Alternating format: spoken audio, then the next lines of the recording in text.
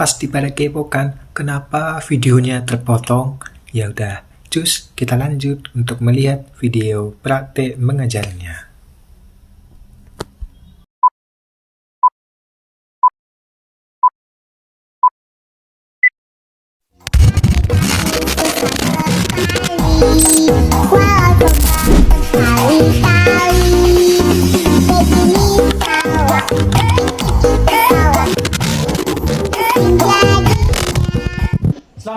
Sebelum pembelajaran dimulai, guru terlebih dahulu menyapa siswa apakah siswa masih semangat belajar.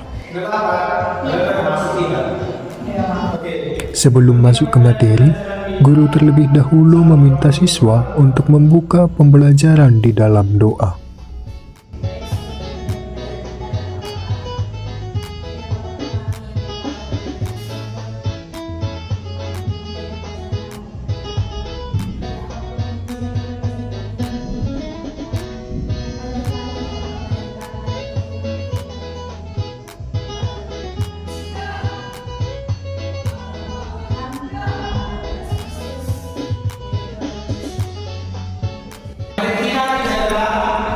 Sebelum masuk ke strategi kooperatif, guru terlebih dahulu menyampaikan materi pembelajaran seperti dalam video ini, yaitu hidup dalam kesetiaan serta contoh-contoh kesetiaan dan materi lainnya. Baik, kesetiaan itu berasal dari bahasa Ibrani, yaitu emunah, yang artinya keyakinan dan pokok. Sedangkan dalam kamus besar bahasa Indonesia dikatakan kesetiaan itu adalah keteguhan hati dan ketabahan serta kepatuhan. Ada juga pengertian kesetiaan menurut Alkitab, bahwa kesetiaan itu adalah bagian dari tabiat Allah. Dalam Mazmur 33 ayat 4 dikatakan, sebab firman Tuhan itu benar, segala sesuatu dikerjakannya dengan kesetiaan.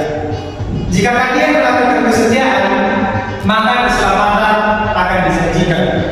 Dalam Matius 10 ayat 22, dan kamu akan dibenci semua orang oleh karena namaku, tetapi orang yang bertahan sampai pada kesudahannya akan selamat.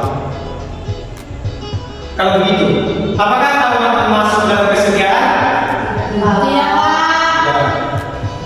Dia adalah tawaran itu merupakan kesetiaan yang kedua. Selanjutnya, ciri-ciri orang bersetia yang pertama itu konsisten. Dia itu tidak menyimpang ke kanan maupun ke kiri. Selanjutnya yaitu bertahan sampai akhir.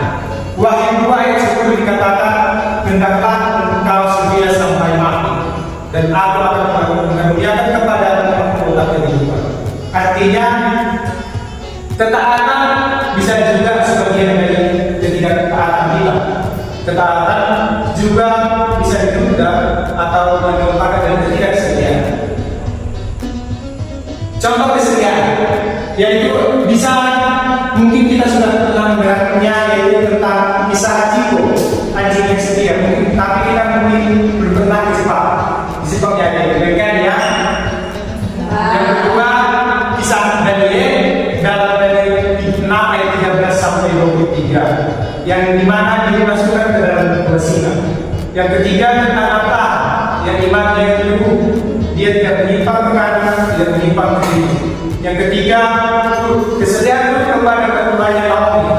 Dan yang keempat, yang kelima, Yakub dan Rahel, yang dimana Yakub harus bekerja selama 14 tahun di tempat tempatnya hanya untuk mendapatkan rahim. Di sini ada video tentang kisah Hachiko tersebut. Kisah Hachiko, si anjing setia. Ada seorang profesor setengah tua tinggal sendirian di kota Shibuya. Namanya adalah Profesor Hiderasumo Ueno. Dia hanya ditemani seekor anjing kesayangannya yang bernama Hachiko. Begitu akrab hubungan antara anjing dan tuannya itu, kemanapun tuannya pergi, Hachiko selalu mengantar. Profesor itu setiap hari berangkat mengajar di universitas, selalu menggunakan kereta api. Hachiko pun setiap hari setia menemani profesor sampai di stasiun. Di stasiun Shibuya ini, Hachiko dengan setia menunggu tuannya pulang tanpa beranjak pergi sebelum profesor datang kembali.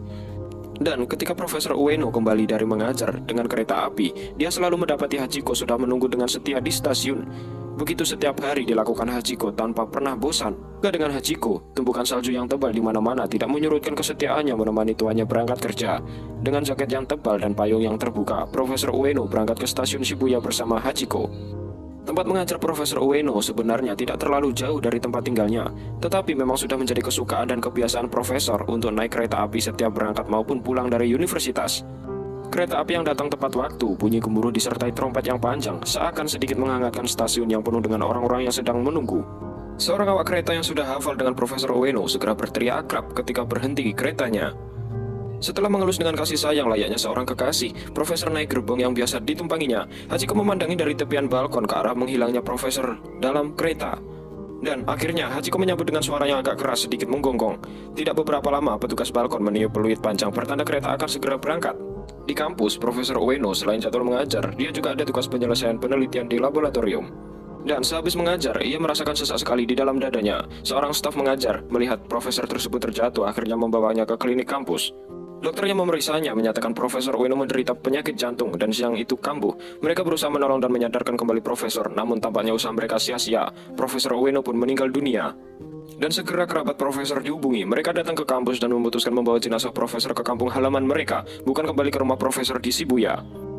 Menjelang malam udara semakin dingin di stasiun Shibuya, tapi Hachiko dengan setianya menunggu Profesor itu kembali. Dan sampai malam, Hachiko selalu mondar-mandir di sekitar balkon, menunggu tuannya kembali. Beberapa orang yang ada di stasiun merasa iba dengan kesetiaan anjing itu. Ada beberapa yang mendekat dan mencoba menghiburnya, namun tetap saja tidak bisa menghilangkan kegelisahan Hachiko. Malam pun datang, stasiun semakin sepi. Hachiko pun masih menunggu di situ. Untuk menghangatkan badannya, dia meringkuk di pojokan salah satu ruang tunggu, sambil sesekali melompat menuju balkon ketika kereta datang. Setiap kali ada kereta yang datang, berharap tuannya ada di sekitar penumpang yang datang. Tapi selalu saja dia kecewa, karena Profesor Ueno tidak pernah datang. Hingga besoknya, 2 hari kemudian dan hari-hari berikutnya, tuannya tidak pernah datang. Namun Hachiko tetap menunggu dan menunggu di stasiun itu, berharap tuannya kembali. Tubuhnya pun mulai menjadi kurus. Dia tetap menunggu dan menunggu di stasiun itu, seakan dia yakin bahwa tuannya pasti kembali. Semakin hari tubuhnya semakin kurus kering karena jarang makan. Para pegawai stasiun pun mulai kasihan melihat Hachiko dan penasaran kenapa Profesor Ueno tidak pernah kembali, dan mencoba mencari tahu apa yang terjadi. Dan akhirnya dikabarkan bahwa Profesor Ueno telah meninggal dunia dan bahkan telah dimakamkan oleh kerabatnya. Mereka pun berusaha memberitahu Hachiko bahwa tuannya tidak akan pernah kembali lagi dan membujuk dia agar tidak menunggu terus. Tetapi anjing itu tidak percaya dan tidak peduli. Akhirnya tersebarlah berita tentang seekor anjing yang setia menunggu tuannya walaupun tuannya sudah meninggal. Warga pun banyak yang datang ingin melihatnya, bahkan banyak yang terharu. Bahkan, sebagian sempat menitihkan air matanya ketika melihat dengan mata mereka sendiri seekor anjing sedang meringkuk di depan pintu masuk, menunggu tuannya kembali, sebenarnya tidak pernah akan kembali. Mereka pun bersimpati dan ada yang memberikan makanan, susu, bahkan selimut agar dia tidak kedinginan. Dan selama 9 tahun lebih, dia selalu menunggu di stasiun itu setiap harinya pada pukul 3 sore, saat dimana dia biasa menunggu kepulangan tuannya. Namun hari-hari itu adalah hari-hari di mana dirinya tersiksa karena tuannya tidak akan pernah datang. Dan di suatu pagi, seorang petugas kebersihan di stasiun tergopoh-gopoh melaporkan kepada pegawai keamanan. Sejenak kemudian, suasana pun menjadi ramai. Pegawai itu menemukan seekor anjing yang sudah terbujur kaku meringkuk di pojokan ruang tunggu. Anjing itu sudah menjadi mayat. Hachiko sudah mati. Kesetiaannya kepada tuannya pun sudah dibawanya sampai mati. Warga yang mendengar dengan kematian Hachiko segera berduyun-duyun datang ke stasiun Shibuya. Mereka umumnya sudah tahu cerita tentang kesetiaan anjing itu. Mereka ingin menghormati untuk terakhir kalinya, menghormati sebuah arti kesetiaan yang kadang justru langka terjadi pada manusia. Mereka begitu terkesan dan terharu. Untuk mengenang kesetiaan anjing itu, mereka kemudian membuat sebuah patung di dekat stasiun Shibuya. Sampai sekarang, taman di sekitar patung itu sering dijadikan tempat untuk janjian bertemu, karena masyarakat di sana berharap adanya kesetiaan seperti yang sudah dicontohkan Hachiko saat mereka harus menunggu walaupun janji untuk datang. Akhirnya patung Hachiko pun menjadi simbol kesetiaan yang tulus, yang terbawa sampai mati. Nah, itu video tentang Hachiko. Selanjutnya adalah tentang Yakub dan Tahir. Di dalam Kejadian 9 ayat 13 sampai 30 dikatakan di mana waktu Yakub pergi ke rumah pamannya yang bernama Laban. Dia sebenarnya kenapa 14 tahun? Sebenarnya harus 7 tahun perjanjiannya dengan pamannya yang bernama Tahir. Akan tetapi pamannya memberikan kakaknya sehingga karena namanya mengatakan bahwa tidak boleh melangkahi kalau untuk menikah. Untuk itu, karena yang bersedia, dia rela 14 tahun untuk bekerja.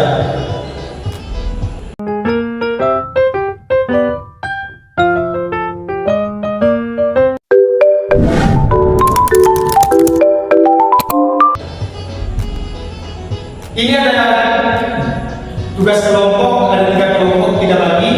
Yang kelompok 1 nanti tentang pelajaran apa yang dapat menerima dari cerita Hachiko yang sudah lahir. Yang kedua, berikan contoh kesetiaan dalam kehidupan sehari-hari. Dan kelompok 3 nanti berikan contoh yang hidup dari kesetiaan tersebut. Bisa dibagikan kelompoknya. Nanti dalam satu kelompok itu terdiri dari 2 orang.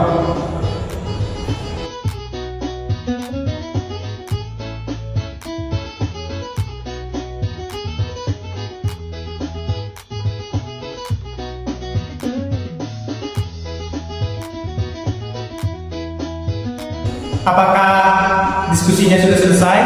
Sudah, Pak.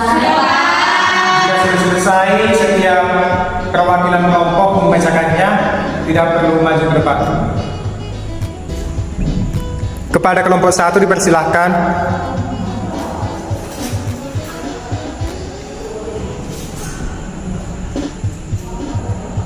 Pelajaran apa yang didapat dari cerita Hachiko serta Yakub dan Amel? Dari cerita Hachiko, kita mendapatkan pelajaran tentang kesetiaan yang tulus. Hachiko menunggu pemiliknya selama 10 tahun meskipun sudah tiada, menggambarkan betapa kuatnya ikatan antara manusia dan hewan.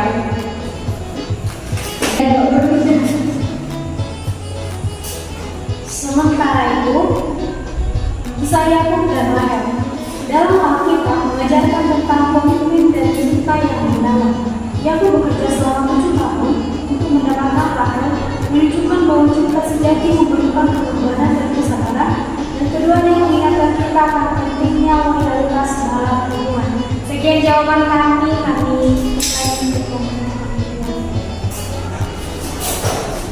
Baik, kami mau yang membacakan hasil diskusi kami yang pertanyaannya berikan contoh kesetiaan dalam kehidupan sehari-hari. Menurut kelompok kami, kesetiaan dalam kehidupan sehari-hari itu yaitu kesetiaan dalam pertemanan. Seorang teman yang selalu mendukung dan ada untuk temannya dalam suka maupun duka, tanpa meninggalkan saat temannya sedang mengalami kesulitan. Dan yang kedua, kesetiaan dalam hubungan keluarga. Contohnya seorang anak yang selalu menghormati orang tua dan menjaga hubungan baik meskipun sudah beranjak dewasa dan sibuk dalam kehidupannya sendiri. Yang ketiga, kesetiaan dalam pekerjaan. Contohnya seorang karyawan yang selalu menjalankan tugasnya dengan penuh tanggung jawab, tetap setia kepada perusahaan tempatnya bekerja, serta berusaha memberikan kontribusi terbaik untuk kemajuan perusahaan. Selanjutnya dibacakan oleh teman-teman. Yang keempat itu kesetiaan dalam hubungan percintaan. Pasangan yang saling menjaga komitmen satu sama lain, tetapi setia dalam hubungan meskipun menghadapi tantangan atau ujian dari luar. Yang sekian dari presentasi kami, diskusi kami, kembali dengan kelompok lain. Oke, selanjutnya contoh kesetiaan yang hidup dalam kehidupan sehari-hari. Yang pertama, mendukung teman melakukan hal negatif, yaitu seorang teman melakukan tindakan yang salah seperti berbohong atau melakukan kecurangan. Yang kedua, mengabaikan kebenaran demi membela pasangan. Seorang pembela pasangan atau anggota keluarga yang melakukan tindakan salah seperti menyakiti orang lain demi menunjukkan kesetiaan. Selanjutnya yang ketiga, menuruti semua perintah atasan meskipun salah. Kadang seseorang mematuhi perintah atasan yang tidak etis atau melanggar hukum karena setia kepada perusahaan atau atasan. Yang keempat itu mengikuti kelompok yang salah arah. Terkadang kita tetap setia pada suatu kelompok meskipun arah dan nilai-nilai mereka sudah menyimpang, hanya karena takut dianggap pengkhianat. Hal ini bisa membuat kita terseret ke dalam tindakan yang sebenarnya bertentangan dengan prinsip dan moral kita. Sekian hasil diskusi kami. Baik, dari hasil diskusi kalian tadi semuanya itu bagus, bahwa dari tentang cerita Hachiko yang terakhir kita perlu meniru hidupnya. Karena kesetiaan itu penting dalam kehidupan. Demikian juga kalau kesetiaan dalam kehidupan sehari-hari, berarti kita harus mentaati orang tua, dan contohnya di sekolah kan dia bisa harus mengikuti peraturan sekolah. Baik, akan tetapi kalau tidak kesetiaan itu jangan kalian ikuti seperti tahun lalu tadi. Kalau begitu, materi selanjutnya, kenapa kita harus setia? Yang pertama, karena Tuhan sudah lebih dahulu setia kepada kita, meskipun kita itu tidak setia.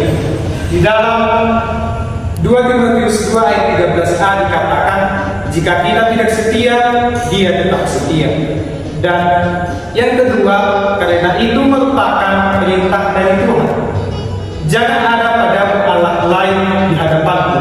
Di dalam Keluaran 20 ayat 3 dikatakan, dan itu merupakan dari hukum Taurat kita, sehingga Tuhan menginginkan agar kita hanya beribadah kepada Dia. Dan yang terakhir, janji Tuhan bagi orang yang setia dapat kita baca di Ulangan 28 ayat 1. Jika engkau baik-baik mendengarkan siapa suara Tuhan Allahmu dan melakukan dengan setia segala perintahnya yang disampaikan kepadamu pada hari ini, maka Tuhan Allahmu akan mengangkat engkau di atas segala bangsa di bumi. Dan Ulangan 28 ayat 13-14, Tuhan akan mengangkat engkau menjadi kepala dan bukan menjadi ekor. Engkau akan tetap naik dan bukan turun, apabila engkau mendengarkan perintah Tuhan Allahmu yang disampaikan pada hari ini, kau lakukan dengan setia. Dan apabila engkau tidak menyimpang ke kanan atau ke kiri dari segala perintah yang kuberikan kepadamu pada hari ini, dengan mengikuti Allah lain dan beribadah kepada-Nya. Kalau begitu, kesimpulan dari materi kita ini, kita sama-sama membacanya.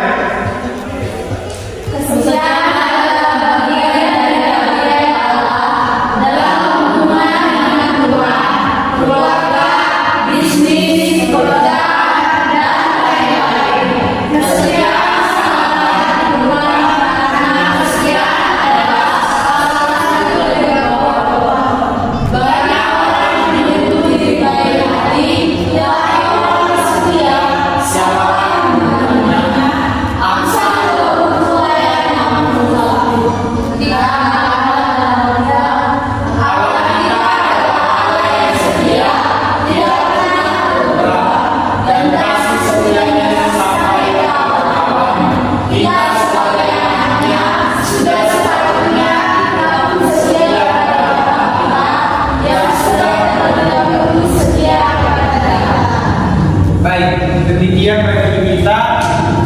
Untuk itu, tetaplah melakukan kesetiaan dalam kehidupan sehari-hari, baik itu dalam beribadah, baik itu dalam keluarga, baik itu di dalam sekolah.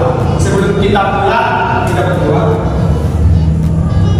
Kembalikan ucap syukur kepada Tuhan atas segala kasih-Mu, sehingga kami telah menyelesaikan pembelajaran kami. Kami bisa mengerti bahwa kami harus hidup dalam kesetiaan. Kiranya Engkau yang memberkati anak didik kami Tuhan, dan supaya mereka bisa hidup dan melakukan kesetiaan dalam kehidupan sehari-hari. Kiranya Engkau yang mendahului langkah kami untuk pulang ke tempat kami. Hanya di dalam nama Tuhan Yesus Kristus yang berdoa di terus hidup kepada-Mu. Amin. Selamat pagi untuk kita semuanya. Shalom.